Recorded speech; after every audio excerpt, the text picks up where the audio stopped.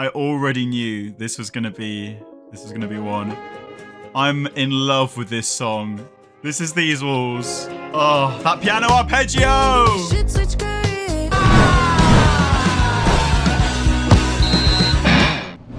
Welcome, chat, to a brand new series on my YouTube. It's called 5 Things I Love. It's super simple. I think there needs to be more positivity in music, commentary, journalism on the internet.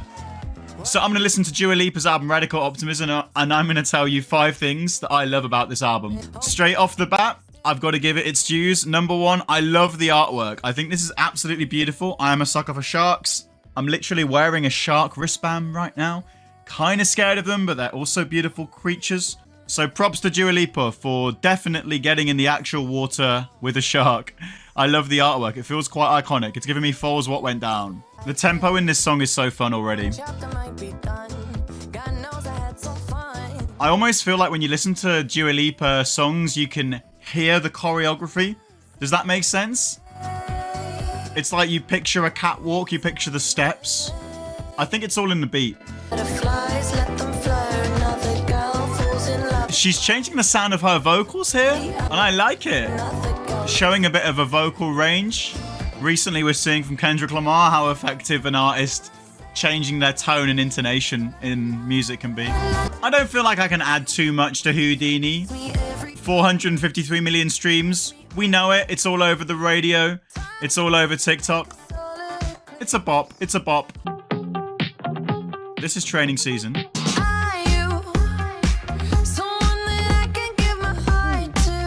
Straight away, I love the little riff in the background of training season. What is that, a guitar?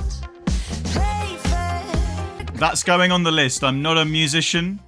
I don't always know what instruments are, but the catchy riff in the production of training season. Number 2 on the 5 things I love about Dua Lipa's Radical Optimism. It's a bit of a cop-out to put it on, but I will say I love the name of the album, Radical Optimism. We need a bit more of that energy. I feel like it's so in vogue to be depressed and talk about how you hate yourself online, but that's so unhealthy. It's cool to just like yourself, enjoy who you are, and we shouldn't aspire to be depressed. I've heard this album is quite Britpop inspired, quite alternative. And I love it when pop artists take a few cues from the alternative space. That kind of mantra gave us Harry's House, which I think is one of the greatest albums of the 21st century, hand on heart. We're in a golden era for UK pop music, man. There's so many legends out there.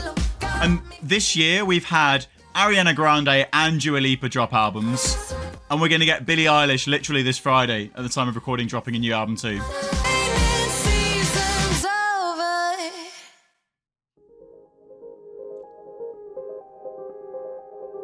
I already knew this was gonna be one. I'm in love with this song. This is These Walls. Oh, that piano arpeggio!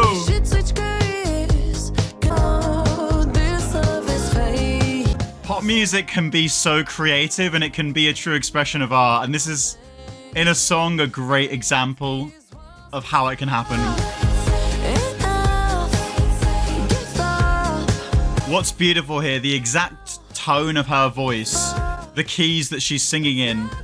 I don't know exactly what it is technically, but it sounds mournful, the key that she's singing in. And it adds an edge to this song. This isn't just an upbeat, sugary pop track, it feels mournful. And that's a bit of me, I'm just a sad boy Radiohead fan in my heart. But I can enjoy pop anthems too. If these walls can talk! I'm gonna add the artwork and name in one. Because I feel like, whilst this is technically going to be 6 things I love about Dua Lipa's album Radical Optimism, I think the artwork and the album name kind of go hand in hand, and I wouldn't want to take up 2 points, almost 50% of them, on something that's not the music. So when you give me a cute little arpeggio that sounds a bit like Beethoven, a bit like Liszt, a bit like Rachmaninoff, or maybe Debussy, I'm going to give you a gold star. Props Dua Lipa. The composers on these tracks are Andrew Wyatt and Billy Walsh. I did look up Andrew, and I think he's worked with some alternative artists as well. So Andrew has worked with Liam Gallagher. This really is an alternative album. I'm sure Dua knew that before she brought him in. Andrew Wyatt is in Mike Snow. As in Mike Snow, who did the song that was the theme tune for Friday Night Dinner. Animal. Mike Snow, Animal. What a song. This is French Exit, which shares its name with a song by a band I adore called Antlers. Cute little Brooklyn lo-fi band. What is a French Exit? I thought that was an Irish goodbye. So French Exit and Irish goodbye are the same thing. Okay. Illusion. I thought we were going to go like seriously kind of ambient pop then.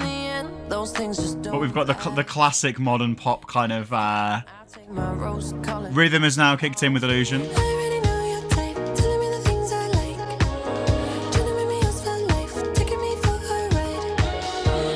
The synthesized strings on Illusion, this could be a point that I love.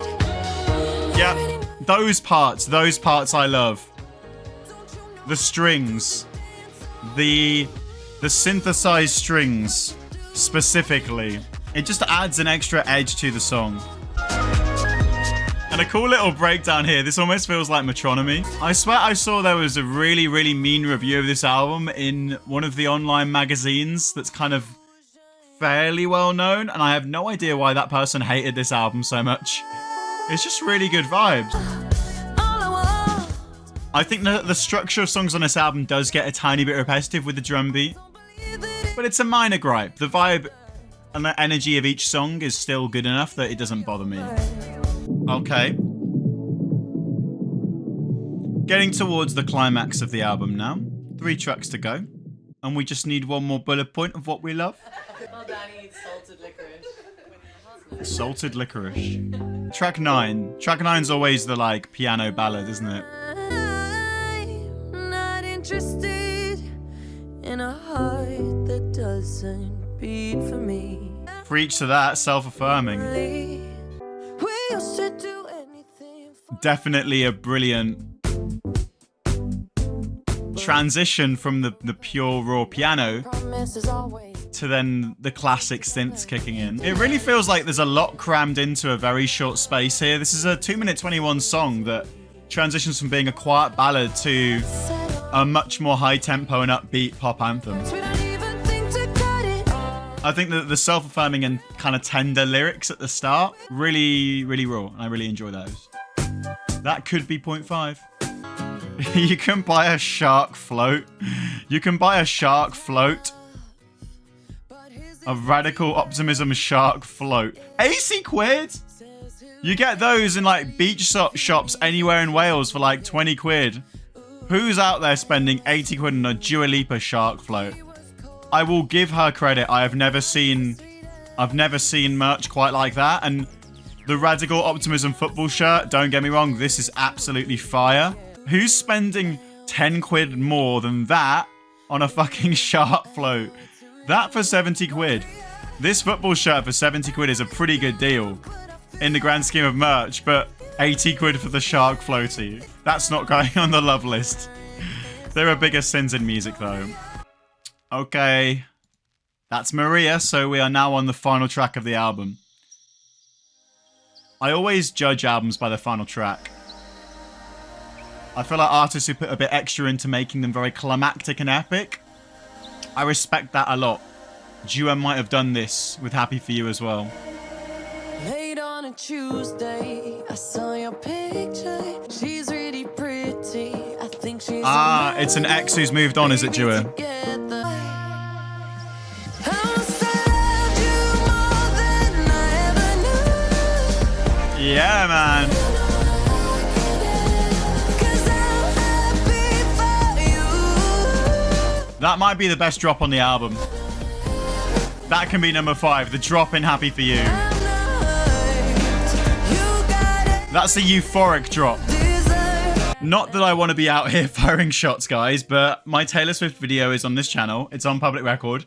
It's nice hearing an album that feels very healthy from a person who is in a very healthy place after one that feels very toxic, both in regards to previous relationships with Dua and Taylor.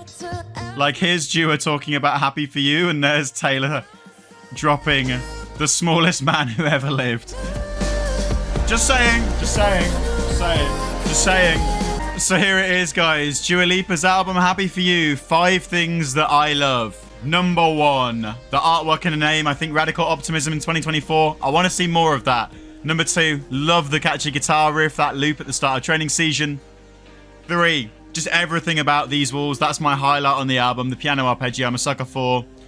Number 4, I love the synthesized orchestral strings in Illusion. And finally, this track, the final track, Happy For You. Well, I love the sentiment of it, but that euphoric drop, that's a big yes from me. Let me know in the comments if you enjoyed this video and what album you'd like to see me react to next. And try and pick out 5 things I love about that. I've been Tim Senna. Peace out on the Zane Love Twitch. Whoop, whoop, whoop.